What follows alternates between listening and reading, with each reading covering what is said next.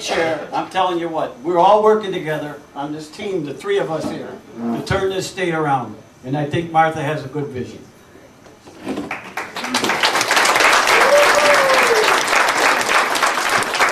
Hi everyone. I'm changing my speech a little bit because I've been so inspired by someone. Do you know, I have not been active in the actual political. I hadn't run for office until last year, 2014. I've been a Democrat my whole life, but I was inspired to run for Senate, and I was inspired to run for chair because of what this wonderful state has given my family. My dad grew up in a dirt floor poor northern Wisconsin family, literally dirt floors. He quit high school like a lot of kids who are from families of poverty, so that he could send home money to his family. He actually went to the Merchant Marines. He lied about his age, and he got sent over. And when he came back, it was a public school teacher that reached out to him and said, "Max, you got to come back and get your high school diploma." And he did, with his sister.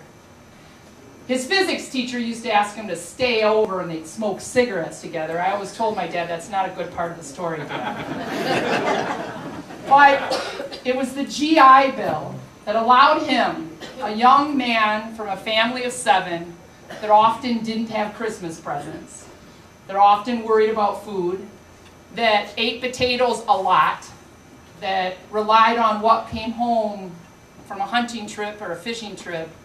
He became a chemical engineer.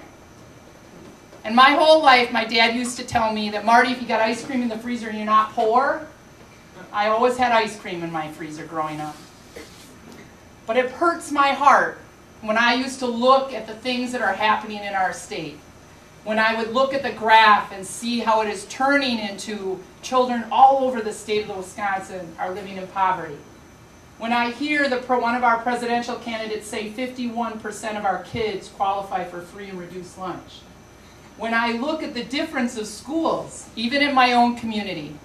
Governor Walker came in and he gave us a story that was just wrong.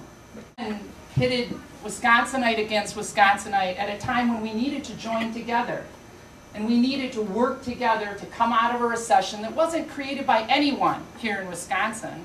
It was created by greed, Wall Street, the banking industry.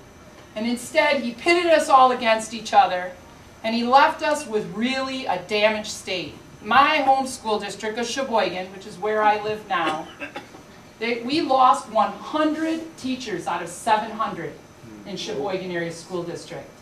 We have 35 less kids. I watched my daughter, who's 22, and my son, who's 18, see a drastically different high school. Less programs available to them, much higher class sizes. And it wasn't my kids that suffered as much, it was the kids that were already struggling coming into that school.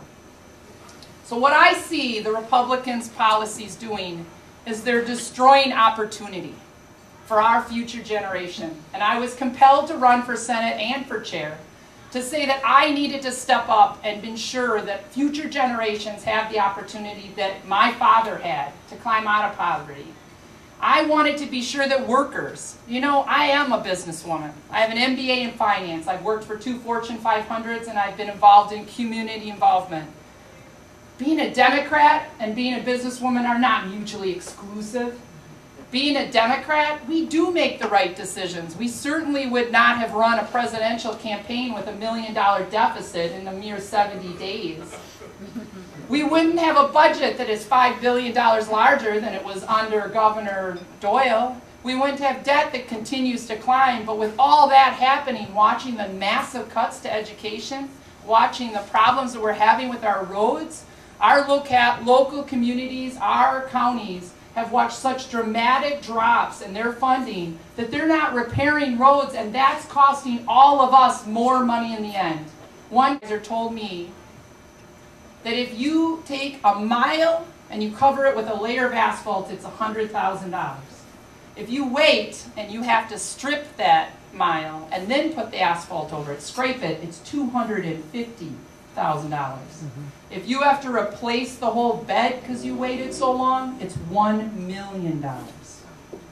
So the choices that we are making to cut all these funds to our local communities, they're not saving us money, they're costing us money. So that's why we need, and I agree wholeheartedly with what Evan said up here. It's time for us to stop talking about the Republicans, the people, and start talking about what they're doing and what choices we would like to make, what decisions we would make. Now, I just hired a brand new executive director. He started full-time last Monday.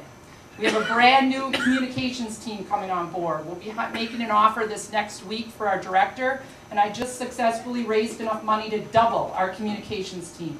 We're going to be putting out a positive message to talk about what it is to be a Democrat. Why am I a Democrat? Because I know that Democrats are concerned about building strong communities with opportunity for all, fairness, and respect. We care about each other. We don't, you know, when somebody gets in a car accident, do you hear anybody in Wisconsin saying, well, are you a Republican or a Democrat? No, we help each other out. We don't care about what party you're from. We're Wisconsinites. And we need to start talking about the issues. And looking at the polls, I think everybody's a little concerned about the choices that have been made in the state. So change things is I need to reach out to all of you, because the one thing the Republicans certainly don't have over us is the people. We're on the right side of the issues, and we have the hardest working people in the state. Now, we need to do a few things. We need to get more youth involved in our party. I have a wonderful gentleman that's working with us, First Vice Chair, Representative David Bowen. He's gone off to some conferences to find out how we can build youth or get youth more engaged in the party. He's working hard at turning that around, and we're going to be making those announcements and sending it around to all of our counties to let them know on how they can do that. We need to get voter ID and voter registration under control, so we're ensuring that everybody gets to the polls. And we got to be sure that Democrats come out and vote every election, not just the presidential elections, because we want Tammy Baldwin to be the senior senator in 2018. We've got to be sure that we reach out to the people in our communities. You got to be proud to be a Democrat. You got to share those things. And all of you, if you're party members, should be getting an update from me on a weekly basis. We're going to be expanding that to be telling you about the great bills that Evan and other legislators that are with him are writing, so that you can be talking about them at church and at your schools and at your workplace and at the baseball diamond. Spread it around, the great things that the Democrats are doing, so that next year when we have that election, everybody will be proud to be voting in the Democratic way. Together, we're going to turn things around, because we have to. We all have to do everything we can, because our future generations depend upon it. I know that we're going to make the changes that we need to, and I have traveled just in the last 24 hours, I've been in 6 counties. I'm not going to give up, and I ask you to do the same. Do everything you can to get Evan some more partners in the Assembly. We're going to have 3 Senate seats that we need to take back to take the Senate. We will next year. We already got Mark Harris, and he is a winner. He's in the 18th District, Fond du Lac and Oshkosh. They just put out in the paper that as county executive, they just announced that he has the lowest taxes in 10 years, yet he added a nursing home and he added a campus for an engineering through Platteville. That's the kind of senator we want.